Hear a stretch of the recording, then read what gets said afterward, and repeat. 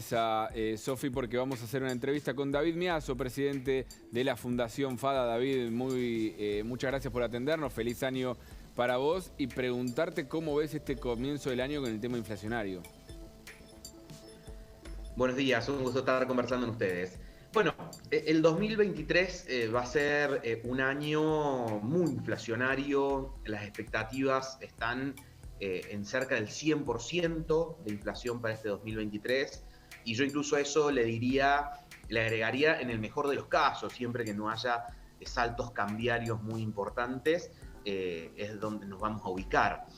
Una de las pocas anclas que va a tener la inflación este año es la recesión económica en la que muy probablemente entremos.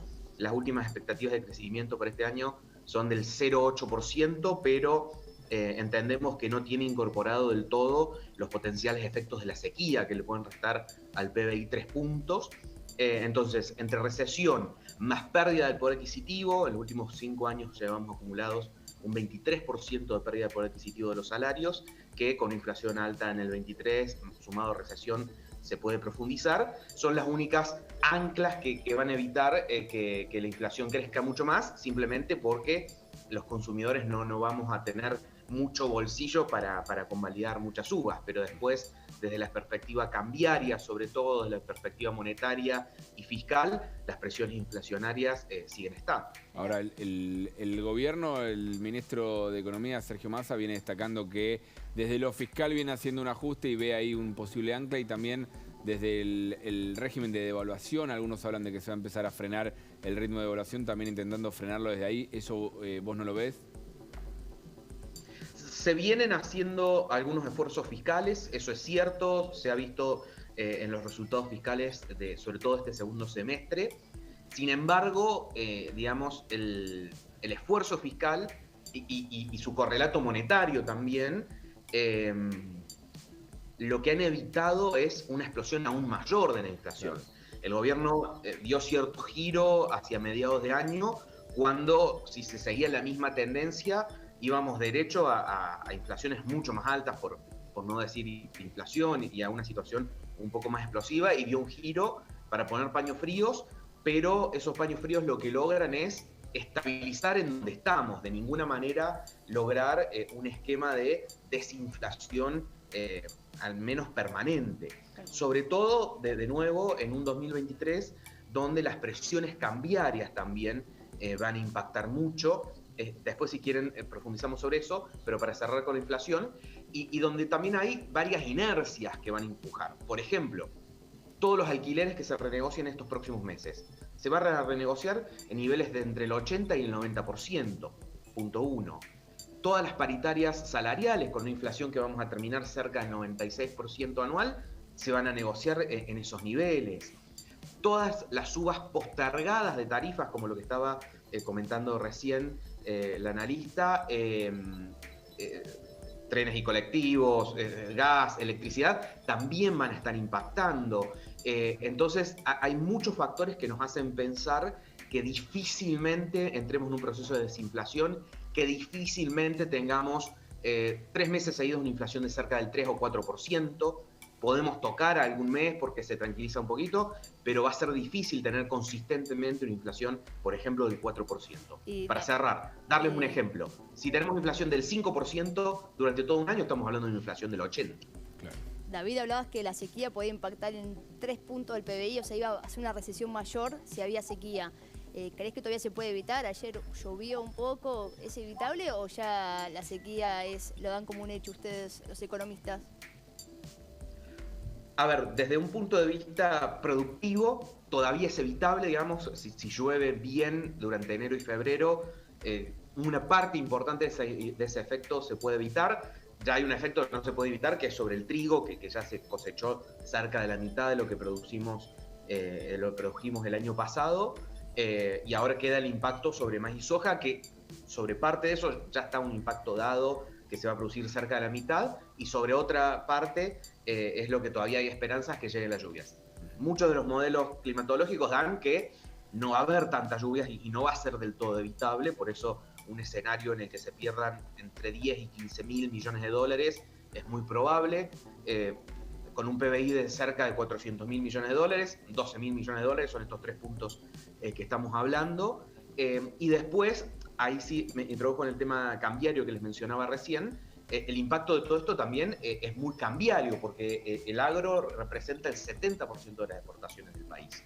Y si tuvimos las presiones cambiarias que tuvimos este año, con 2 versiones de dólar soja, cuando tuvimos el mayor nivel de exportaciones de la historia, nunca, en términos nominales por lo menos, se exportó tantos dólares como este año, nos hace pensar que un 23, donde se suman la incertidumbre de las elecciones y que no van a entrar entre 10, 15, un promedio de 12.000 millones de dólares de exportaciones del agro, va a sumar bastante presiones cambiarias, sí, que se pueden traducir en 2 cosas, o en mayor brecha, porque hay menos oferta de dólares, o en mayor devaluación del oficial, y por cualquiera de las 2 vías se nos filtra a la inflación, tanto porque suben los precios de todos los importados, porque no hay, por la brecha, etcétera, o porque suben porque subió el tipo de cambio oficial. Así que cualquiera de las 2 versiones también filtran a la inflación. Mencionabas el tema de las elecciones. ¿Cómo crees que va a impactar en el año electoral esta lógica del plan que algunos economistas llaman el plan llegar de Sergio Massa?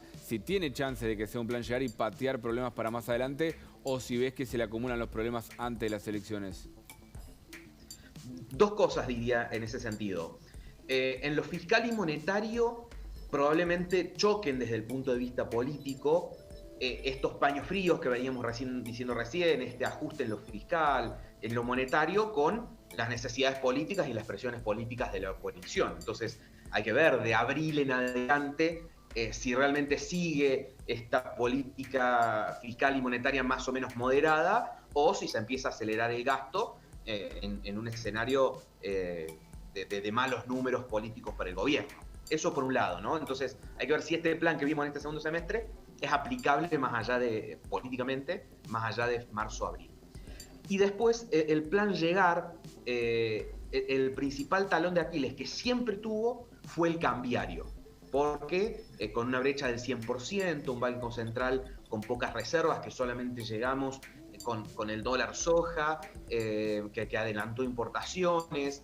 Entonces siempre el frente cambiario, lograr llegar sin una devaluación, lograr llegar sin una restricción cambiaria importadora aún más fuerte, siempre fue el talón de Aquiles. Y si le sumamos la sequía y esta escasez de dólares por exportaciones que estábamos mencionando recién, es doblemente un talón de Aquiles para el plan llegar. Así que yo creo que ahí va a estar el principal desafío.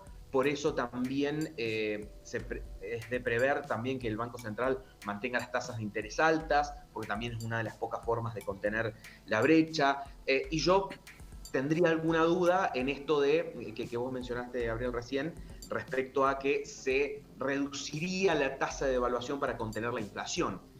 Porque eso también se puede hacer siempre y cuando el frente cambiario esté más o menos holgado. Si el frente cambiario también está muy presionado, va a ser muy difícil ponerle algún freno a la tasa de devaluación. Ahora, David, entonces al 2 de enero tenemos mucha incertidumbre externa por un lado, o que no podemos controlar, como el efecto sequía, y por otro lado interna, de qué va a hacer el gobierno, si va a ceder a las presiones electorales, podemos decirlo, o no, y la economía va a seguir haciendo un pequeño ajuste como viene haciendo. Tal cual, tal cual. A ver, la certidumbre es que este año van a faltar dólares y vamos a hablar mucho más seguido de lo que hablábamos durante el 2022, de brecha, restricciones a la importación. Si este año faltaron cosas, insumos, etcétera, durante 2023 muy probablemente se profundice. Así que el frente cambiario creo que es una certidumbre que va a ser complicado, digamos. La inflación yo creo que es una certidumbre que vamos a tener una inflación alta. Esas son las 2 certidumbres que creo que hay. Las incertidumbres es, uno, lo que vos estás mencionando. Si después de abril este plan más conservador, un poco más conservador, de tratar de contener las principales, el gasto y la emisión, se va a poder mantener por las presiones políticas del primer trimestre en adelante, lo que acabas de mencionar. Y 2, si el plan llegar va a aguantar sin una devaluación hasta fin de año que viene. Que ahí me gustaría aclarar una cosa, que siempre me gusta decir, que una devaluación del oficial, una suba del tipo de cambio oficial, hoy no es una decisión no es de si alguien malo o bueno quiere o no quiere devaluar.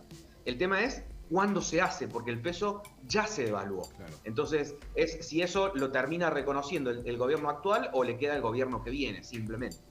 David, te agradecemos mucho y fuiste muy claro en las explicaciones.